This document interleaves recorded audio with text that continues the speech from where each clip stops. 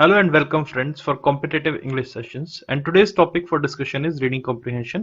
आज हम reading comprehension के बारे में बात करेंगे। तो जैसा आप जानते ही हैं आजकल के जितने भी एग्जाम्स हो whether it is SSC, whether it is bank PO, whether it is CAT और any other exam, reading comprehension जो होता है किसी भी एग्जाम में बड़ा इंपॉर्टेंट सेगमेंट हो चुका है हमारे लिए और इसमें स्कोर करना बड़ा क्रूशियल होता है किसी भी एग्जाम को क्वालिफाई करने के लिए।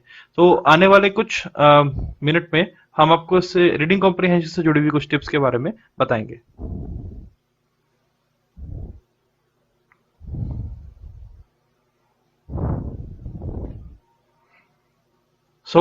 सबसे पहला जो हमारे पास इंपॉर्टेंट पॉइंट होता है कि एक तो आपको अपनी रीडिंग की स्पीड बढ़ानी पड़ेगी। फॉर एग्जांपल आपके सामने ये जो सेंटेंस, ये जो कॉम्प्रिहेंशन मैंने गिवन करा है आपको, एक पैसेज मैंने आपको जो गिवन किया है, लगभग इतने ही वर्ड्स का हमारे पास एक स्टैंडर्ड फॉर्मेट हो गया है जो एग्जाम में आता है।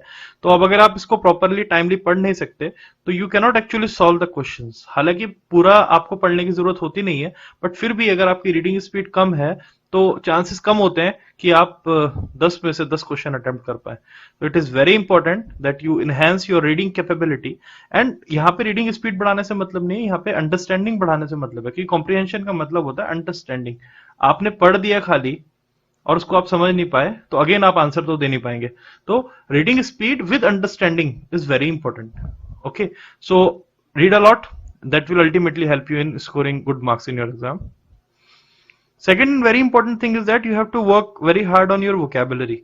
ओके, वोकेबलरी पे आपको बहुत ज्यादा काम करने की जरूरत होती है क्योंकि एग्जाम में कई बार छोटा सा सेंटेंस होता है और यूजुअली ऐसा होता है कि अगर 10 मार्क्स का आपका कॉम्प्रिहेंशन आ रखा है तो 6 मार्क्स का उसमें थीम वगैरह और डायरेक्ट क्वेश्चंस होते हैं, 4 मार्क्स में से जिसमें 2 सिनोनियम और 2 एंटोनियम होते हैं, ये एग्जाम में पूछे जाते हैं। तो अगर आपने 6 में से 4 का स्कोर भी करेक्ट कर लिया तो it's a very good marks. और कई बार वोकेबलरी के क्वेश्चन इतने ईजी नहीं होते क्योंकि यूजुअली हम क्या करते हैं, वोकेबलरी को क्वेश्चन को सॉल्व करने में हम गैस वर्क पे काम लेते हैं। जैसे एग्जांपल देखते हैं, Charles aware of susceptibility to gum diseases is diligent about flossing. अब फ्लोजिंग के प्रति वो डिलीजेंट है। डिलीजेंट का अगर आपको मीनिंग नहीं पता तो आप बोल सकते हैं अनकंफर्टेबल, क्योंकि देखिए दांत जो डेंटिस्ट काम करते हैं उसमें पेन तो होता ही होता है, ऑब्वियसली बात है। तो आपको लग सकता है कि मे बी ये यहाँ पे डेंटिस्ट के बारे में बात हो रही है कि दांत को प्रॉब्लम करेंगे। तो ऐसा नहीं है, क्योंकि डिलीजेंट का मतलब होता है, डिलीजेंट मतलब जिसको हम कहते हैं जो लापरवाह ना हो, जो किसी कर्म के प्रति समझदार हो। तो यहाँ का जो एग्जैक्ट आंसर है वो है थॉरो। पर थॉरो आप आंसर तभी ढूंढ पाएंगे जब आपको डिलीजेंट का मतलब प्रॉपरली पता होगा। एक और एग्जांपल से हम इसे समझने की कोशिश करते हैं। फॉर एग्जांपल, जैसे आपके सामने एक एग्जांपल गिवन है कि the attorney wanted to expedite the process because her client was becoming impatient. अब सीधी सी बात हमें समझ आएगी, क्योंकि जो क्लाइंट था वो इम्पेशेंट हो रहा था, यानी बेसब्रा हो रहा था, तो प्रोसेस की गति को बढ़ाना पड़ेगा। क्योंकि गति को बढ़ाना पड़ेगा तो इसका आंसर होगा accelerate.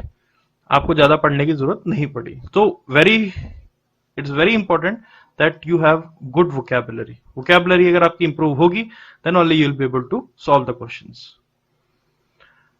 A very important part again is here, जिसमें आप देखिए कि जो आपको क्या होता है कि क्रिटिकल या सेलेक्टिव रीडिंग स्किल डेवलप करना पड़ता है। देखिए सेंटेंसेस कई बार जो होते हैं वो बहुत मीनिंगफुल होते हैं। आपको सेंटेंसेस को क्लासिफाई करना होता है कि आपको कौन सा सेंटेंस ज्यादा इंफॉर्मेशन दे रहा है। Solving a reading comprehension is like solving a puzzle, it's like solving a question of reasoning. तो रीजनिंग के क्वेश्चन की तरह ही सॉल्व करने के जैसा होता है। तो आपके सामने एग्जाम्पल है, इसमें आपको कुछ सेंटेंसेस दे रखे हैं और इनका आपको फाइंड आउट करना है कि कौन सा पैराग्राफ इस स्टेटमेंट को सपोर्ट करता है।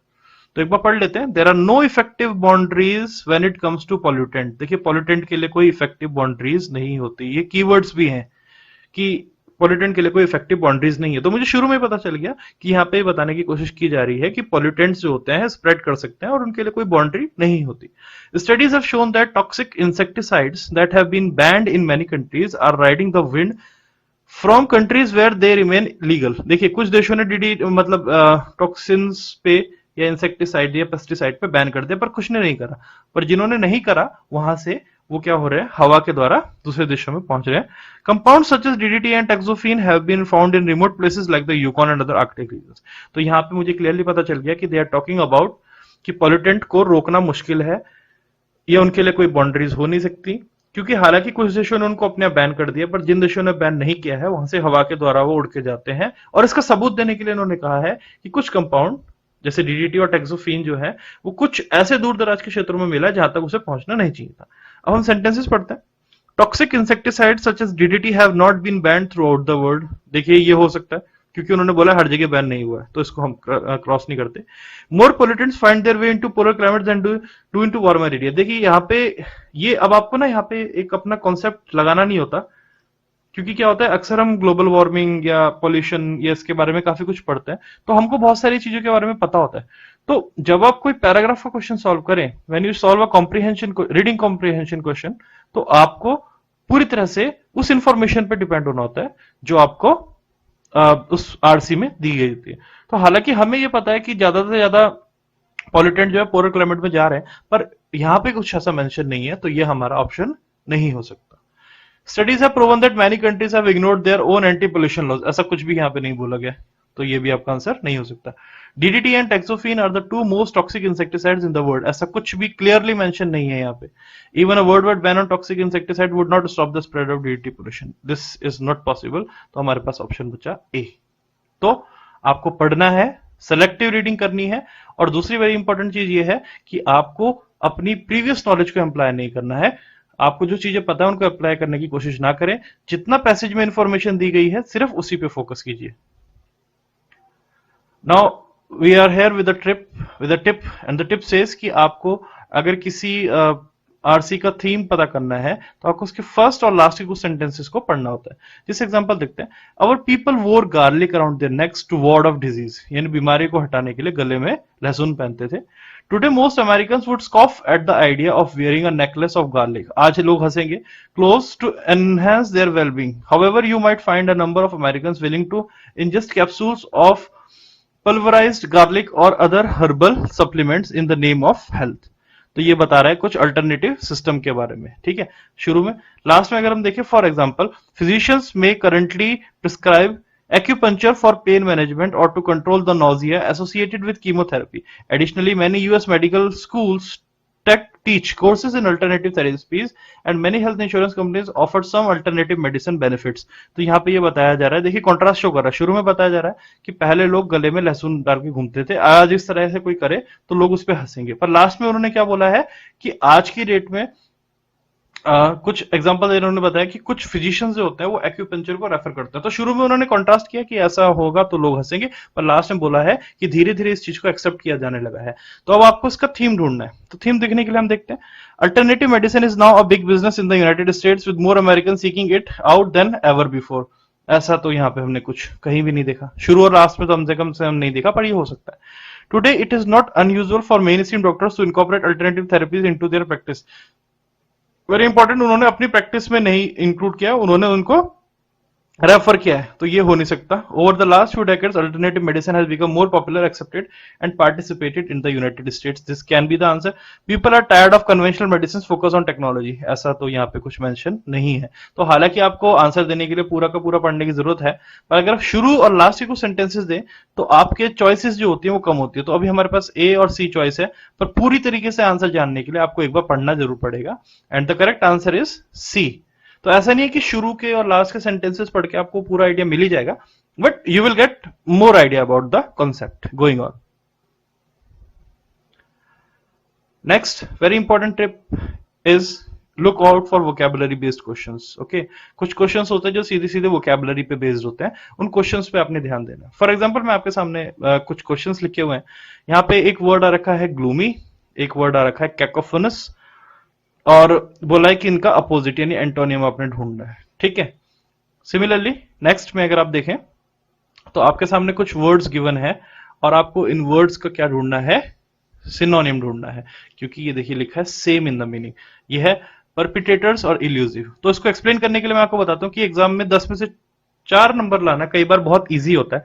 देखिए ये तो क्वेश्चंस थे, अब मैं आपको पैसेज दिखाता हूं। ये आरसी है जो क्वेश्चन आ रखा था, यहाँ पे मैंने इनको थोड़ा हाईलाइट कर दिया। तो आपने कुछ नहीं करना है, आपने सीधे जाके इन वर्ड्स को ढूंढना है और जिस वर्ड में ये आ रखे हो सेंटेंस को ढूंढना है। देखिए इसमें आपको अपोजिट वर्ड ढूंढना है। तो पहला जो ग्लूमी था, तो ग्लूमी के लिए देखिए डिस्करेजिंग एक वर्ड हो गया जो नेगेटिव है।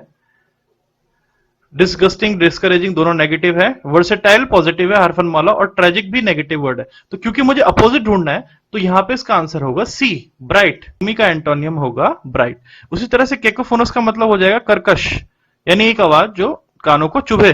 तो उसके लिए हमारे पास एक ही वर्ड है, मेलोडियस, क्योंकि लाउड भी कर्कश के लिए हो सकता है। सोनरस मतलब आवाज करता हुआ, हार्श तो आप पता ही है, कर्कश, डिस्टेंट मतलब दूर से आता हुआ, मेलोडियस। तो इस तरह से कुछ क्वेश्चन होते हैं जो आप इजीली सॉल्व आउट कर सकते हैं by just looking and reading one paragraph. एक पैराग्राफ या दो पैराग्राफ को पढ़ के आप इस तरह से 4 नंबर इजीली स्कोर कर सकते हैं, जिसमें आपका गैस वर्क भी बहुत आपकी हेल्प करता है। Next thing, very important thing, देखिए आपको हमेशा ना कीवर्ड्स को ढूंढना चाहिए एंड फिर आंसर ढूंढना शुरू करना चाहिए। सबसे पहली चीज इंपॉर्टेंट ये है कि आपको पहले क्वेश्चंस पढ़ना चाहिए। क्वेश्चन पढ़ने के बाद फिर आपको एक बार पैराग्राफ में जाना चाहिए। जैसे which of the following states the main idea of the passage. Question है कि मेन आइडिया क्या है। Theodore Roosevelt was a man of many accomplishments, president should speak softly and carry, नहीं पता मुझे, ठीक है। तो मेरे को पता चल गया कि main idea of the passage, मेरा कीवर्ड हो गया main idea. What achievements illustrates Roosevelt's ability to overcome personal obstacles? तो रूजवेल्ट की एबिलिटी पर्सनल ऑब्स्टेकल को ओवरकम करने की। दूसरा रूट वर्ड मुझे मिल गया पर्सनल ऑब्स्टेकल्स, ठीक है।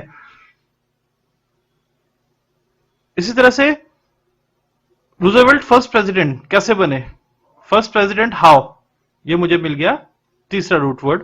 और he first worked under President McKinley in what capacity, मुझे वर्ड मिल गया अंडर प्रेसिडेंट मैककिनली। चलिए इसी से ढूंढते हैं अंडर प्रेसिडेंट मैककिनली। छोटा सा ही पैराग्राफ मैंने आप लोगों के लिए छाटा है। तो पहला मेरे पास वर्ड हो गया कि वो मैककिनली के अंडर में कैसे काम करा। तो मुझे मैककिनली को ढूंढना पड़ेगा, यहाँ पे ये रहे मैककिनली, और क्या लिखा हुआ है, he became President McKinley's assistant navy secretary, मिल गया आंसर। देखिए he first worked under President McKinley in what capacity, तो यहां पे देखिए आप आंसर ऑप्शन नंबर ए। कहने का मतलब यह है कि if you are able to identify the keywords, आपको आंसर ढूंढने में कोई भी परेशानी नहीं होती। सिर्फ आपने ढूंढा कि प्रेसिडेंट मैककिनली के अंदर कौन सी कैपेसिटी पे काम किया और आपको वहां पे आंसर मिल गया।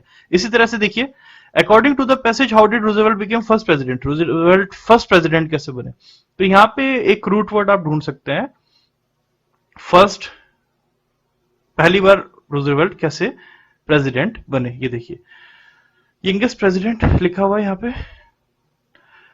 When McKinley was assassinated, Theodore Roosevelt became the youngest president of at age 42. He is famous for his motto "Speak softly and carry a big stick." इससे कुछ आइडिया लग सकता है हमको, ठीक है। किस तरह से बने देखते हैं क्वेश्चन में। How did Roosevelt first became president? ठीक है, he won the support of his party in a political campaign. As vice president, he took over the presidency when McKinley was assassinated. He won the nation's popular vote. He won the necessary electoral college votes. तो यहाँ पे vice president मुझे एक keyword मिला और मैं देखता हूं कि यहाँ पे क्या वाइस प्रेसिडेंट के बारे में कुछ बात की गई है। और यहाँ पे लिखा भी है कि when McKinley was assassinated, Theodore Roosevelt became the youngest president. अब इनके मरने से वो बने राष्ट्रपति। क्यों बने देखते हैं। देखिए इसके लिए थोड़ा सा आपको और पढ़ना पड़ेगा। Out west, he hunted buffalo and ran a cattle ranch. Back east, he became a civil service reformer and police commissioner. He became President McKinley's assistant navy secretary during the Spanish-American War. Also, he led a charge of cavalry rough riders up San Juan Hills in Cuba. After achieving fame, he became governor of New York and went on to become the vice president. तो मेरे को answer मिल गया।